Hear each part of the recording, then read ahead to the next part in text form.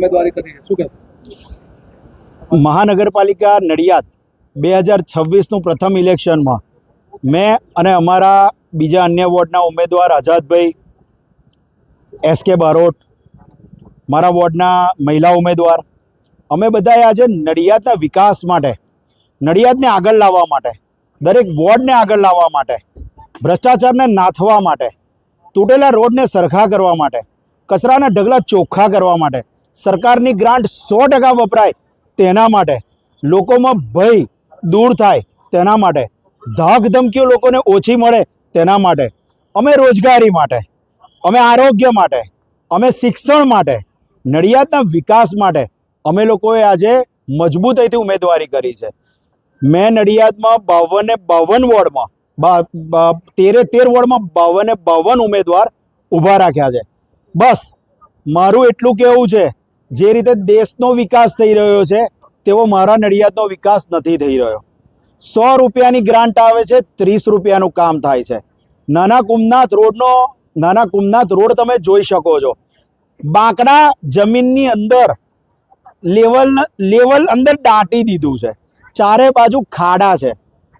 નડિયાદ મહાનગરપાલિકામાં કર્મચારીઓના પીએફના પ્રશ્ને મોટો ભ્રષ્ટાચાર છે.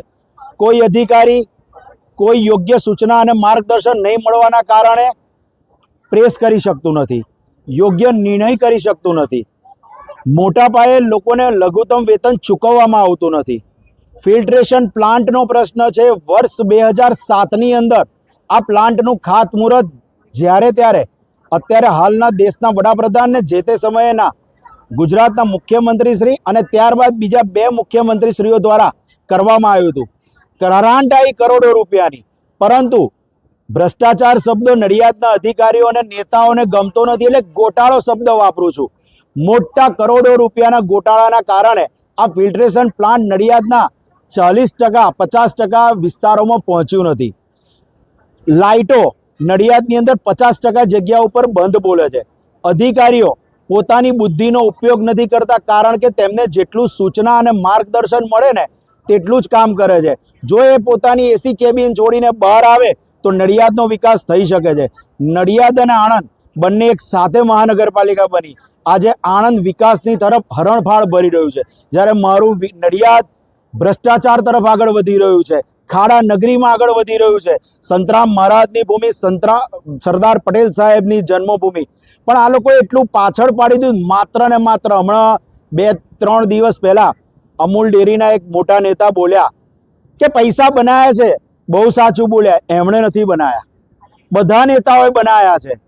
અત્યારે હાલનું રાજકારણ, અમે શિક્ષિત લોકો છે, નડિયાદમાં સારું કરવા આવ્યા છે. અત્યારે આ લોકોનો વિષય સવારે ઉઠે અને સાંજ સુધી માત્ર રાજકારણ કરવાની સાથે સાથે ભ્રષ્ટાચાર કરવાનો છે. અમને એક મત, અમારું મોઢું જુઓ, અમે પ્રજાનો અવાજ બનીશું, રોડ રસ્તા સારા કરીશું. અમે જેટલી 3 દિવસ પહેલા પ્રેસ કરીને જે અમે મેનિફેસ્ટો બહાર પાડ્યો છે એનું પાલન કરવાની જવાબદારી અમારી છે. નડિયાદને આગળ લઈ જવાની જવાબદારી છે. હું વ્યવસાય વકીલ છું, વર્ષ 2006થી શરૂઆત કરી હતી. આજે હું વિકાસના પંથે મારી મહેનતે જઈ રહ્યો છું. નડિયાદની ઘણી બધી સંસ્થાઓમાં અત્યારે સભ્ય તરીકે છું. કેમ કે કશુંક કરીએ છે, જ્યારે અત્યારના હાલ નડિયાદ વિકાસ તરફ આગળ નથી વધી રહ્યું. એક અમને તક જોઈએ છે, માત્ર એક તક, વિકાસ માટે તક જોઈએ છે. અમારી જોડે એકવાર વિશ્વાસ રાખો. હું નડિયાદની પ્રજાને હાથ જોડીને કહું છું, તમે ધાક ધમકીમાં ના આવશો. અમારી ઉપર અમારા સાચા પ્રશ્નને લઈ અને મહાનગરપાલિકામાં ખોટો હુમલો થયો છે. અમે ગુજરાત હાઈકોર્ટમાં તે માટેની ફરિયાદ પણ દાખલ કરી દીધી છે. તમામ પુરાવો પણ અમારી સાથે છે. ક્યારે હુમલો થયો કે જ્યારે ભ્રષ્ટાચાર ઉજાગર થયો. માટે અમારા દરેક ઉમેદવારને વિકાસ માટેની એક તકે મત આપવા આપ સૌને નમ્ર વિનંતી છે. હાર્દિકભાઈ, પાયાની સુવિધાઓની વાત થઈ, પરંતુ તમે જીતીને આવશે તો પહેલું કયું એવું કામ કરશો કે જે અત્યાર સુધીમાં નથી રહ્યું? જો અત્યાર સુધીમાં નડિયાદમાં રોજગારીનો પ્રશ્ન બહુ મોટો છે. નડિયાદના લોકો સવારે 5 વાગે ઉઠીને 6 વાગે ટ્રેનો પકડી અને ગામ બહાર જતા રહે છે. અત્યારે 50% સોસાયટીઓ ખાલી છે. છોકરું 10મા ધોરણ પછી નડિયાદમાં રહેવા તૈયાર નહોતું, બધું વિદેશ બાજુ હતું. એનું કારણ શું? નથી ડેવલપમેન્ટ. રોડ રસ્તા સરખા કરીશું. જે આખા ગામમાં અત્યારે રખડતી ગાયોના પ્રશ્ન છે, મહાનગરપાલિકાના ભ્રષ્ટ વહીવટદારોના કારણે. અમે ગૌચરવાડા ઊભા કરાવડાવીશું. જે સરકારી જમીનો પર કબજો છે એ દૂર કરાવડાવી એમને યોગ્ય જગ્યા અપાવડાવીશું.